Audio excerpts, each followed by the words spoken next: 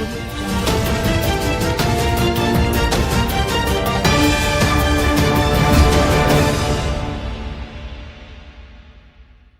Media తెలుగుకి స్వాగతం.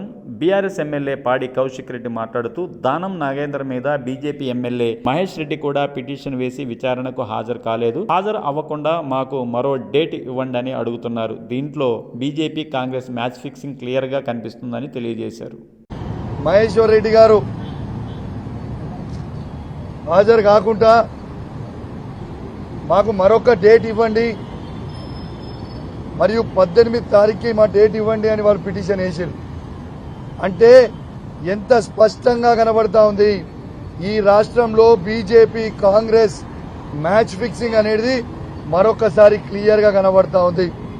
ఎందుకంటే దానం నాగేందర్ గారి disqualification clear cut. BRS party MLA ఉండుకుంటూ కాంగ్రెస్ పార్టీ